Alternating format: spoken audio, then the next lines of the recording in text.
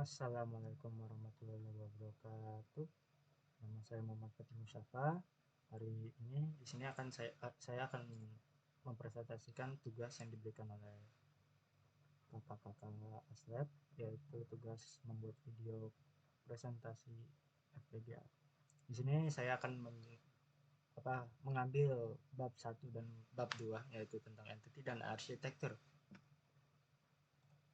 Pertama saya akan jelaskan bab 1 dulu, yaitu entity.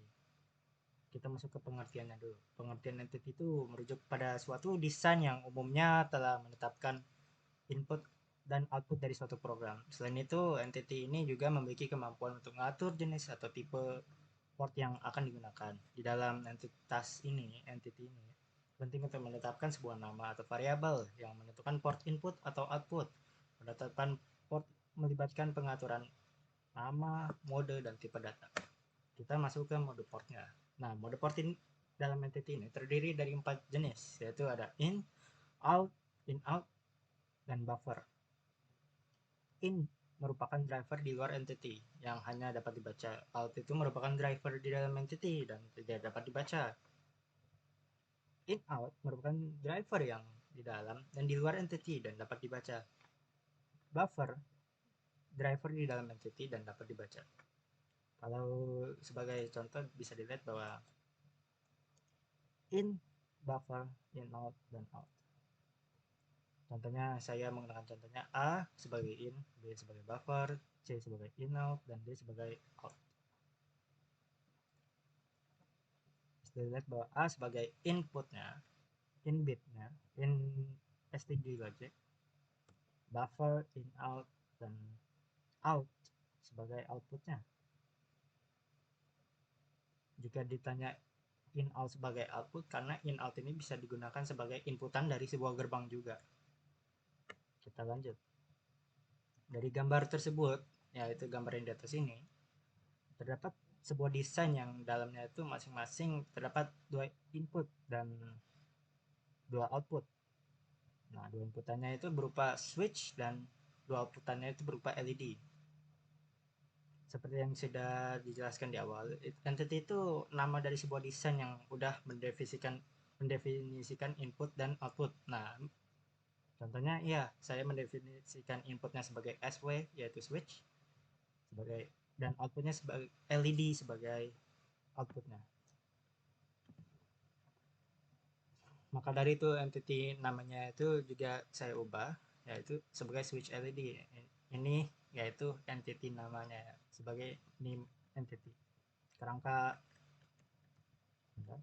kerangka entity-nya itu entity name, nama entity name-nya is bla bla bla. Yang ini biasanya digunakan buat mengisi port sebagai contohnya. Itu kerangka entity-nya. Lalu contohnya seperti ini, entity test is an entity test, titik koma, atau entity test is an entity name-nya yaitu test. Test ini merupakan sebagai entity name-nya. Di sini saya akan jelaskan bahwa ini sebagai contoh program sederhana, yaitu ada library-nya. Ini merupakan library dari sebuah program C-nya dan keyword entity, dan ini define word-nya yaitu entity name-nya. Ini sebuah variabel yang merupakan variabel untuk tipe port yang ada di program ini, yaitu in dan out tipe portnya, dan ini tipe datanya, sebuah tipe data. Lalu kita masuk ke bagian ports. Sebuah cara atau metode untuk menghubungi entity secara bersama adalah menggunakan ports. Hal ini didefinisikan bahwa entity menggunakan metode sebagai berikut. Ya, kerangka ports. Nah, ini kerangka portsnya. List port, kutip tanda kurung, list of port declaration, deklarasi sebuah portnya, tutup kurung, titik koma, jangan lupa. Lanjut. Deklarasi port. Ini mendefinisikan mendefinisikan jenis dari koneksi dan arah yang sesuai. Misalnya, deklarasi port untuk sebuah input bit 1 adalah 1, maka digambarkanlah sebagai berikut ini. In 1 titik in bit. Portnya ya in 1, in 2, in bit. Outputnya ini sebagai out bitnya, out 1, out bit. Contoh deklarasi port. Kita masuk ke library. Dalam dunia pemrograman, terdapat konsep yang dikenal sebagai library atau pustaka yang sering hadir dalam pemrograman lain seperti C atau header pada Pascal.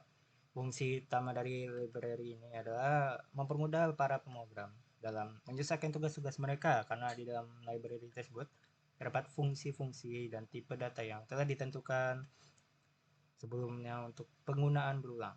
Library ini juga dapat terdiri dari satu tree yang disebut paket yang mencakup seperti ini beberapa jenis library IEE, library std, dan library work. Bisa dilihat ini beberapa jenis library. Lalu kita membuat entity sederhana. Saya menggunakan entity name-nya Fatih, dan saya menggunakan hanya dua tipe data, yaitu in bit dan in, tipe data in dan tipe data out. Saya menggunakan library IEE, use IEE std logic 1164.pal. Dan ini ada arsitektur yang saya akan jelaskan pada bab 2. Pengertian arsitektur ini merupakan sebuah cara bagaimana untuk desain dapat bekerja. Cara tersebut tentunya berkaitan dengan entity yang sudah dibuat sebelumnya. Seperti ini, dapat dilihat bahwa ini ada dua inputan dan dua outputan. Arsitektur di dalam peran ini, yaitu di tengah-tengah ini. Ini adalah sebuah arsitektur. Jika lihat gambar sebelah yang atas tadi, arsitektur berada di tengah antara input dan output. Memang benar ada di tengah input dan output tersebut.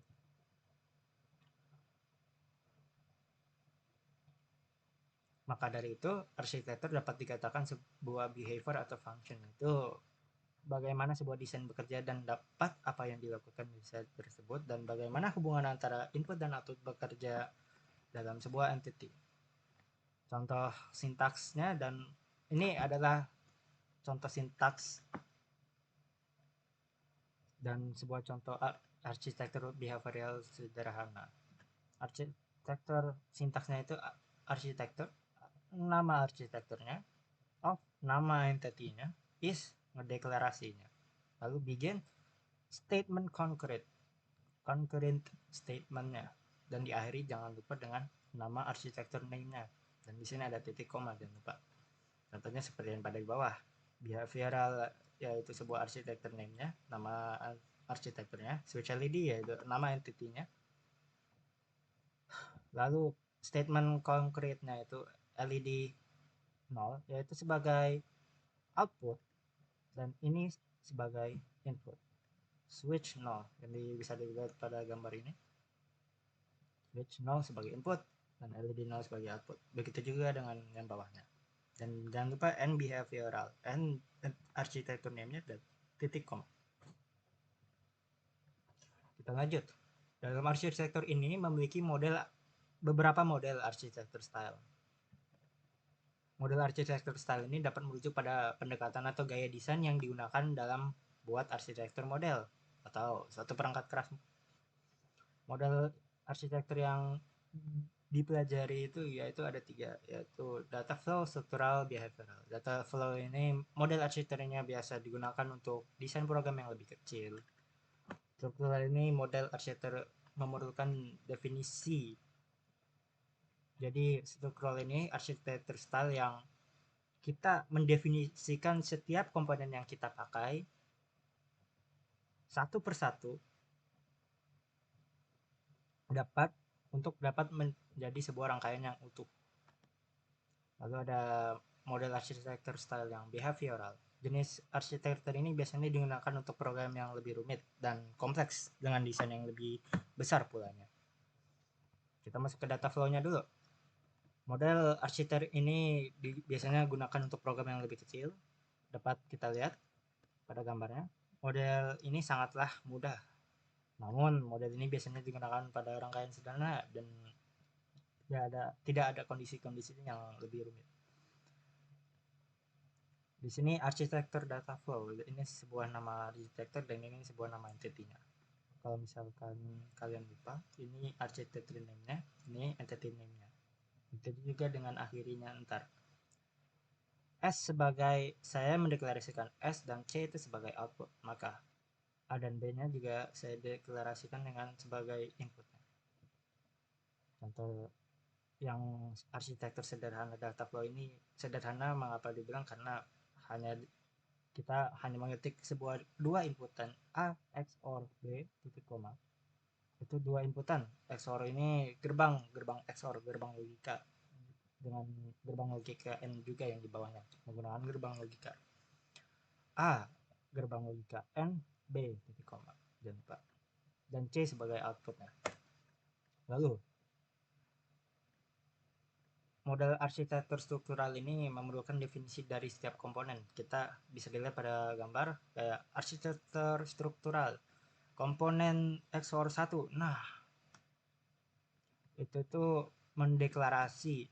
Jadi kita mendeklarasi komponen XOR 1, komponen N1, dan caranya itu komponen XOR 1 atau XOR 2, 3 semau kalian. Port PQ kita inbit urutannya sebagai inbit dulu, lalu kita kasih variabel sebagai outputnya. Di sini saya menggunakan 2 inbit dan menggunakan 1 outbit. Begitu juga dengan gerbang N-nya. XY sebagai inbit, Z sebagai outbit. Lalu begin current statement-nya. X1 menandakan bahwa ini sebuah variabel X1 yang berisi gerbang XOR komponennya dengan port map. Port map-nya menunjukkan bahwa A, B yaitu A sebagai P, B sebagai Q, menandakan bahwa A dan B ini sebagai inbit. Dan saya juga mendeklarasikan di atas di dalam entity ports-nya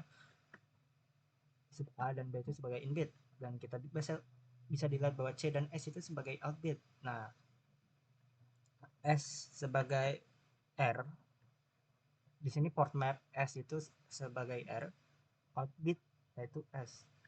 A1 sebagai, dan bawahnya pun juga sama, A1 sebagai variabel yang menandakan bahwa A1 itu memiliki N1 port map A sebagai X dan B-nya sebagai Y sebagai inbit dan C-nya Z yaitu outbitnya. And struktural jangan lupa, karena ini arsitektur name sebuah dari kerangka arsitektur sintaksnya. Lanjut kita ke behavioral. Jenis arsitektur ini biasanya digunakan untuk program yang lebih rumit dan kompleks dengan desain yang lebih besar pula. Contohnya langsung ke current statement, proses A, B, sebuah variabel, begin, kita membegin lagi. If A dan B bernilai 0 dengan 0, then outputnya tentu saja 0 dan 0.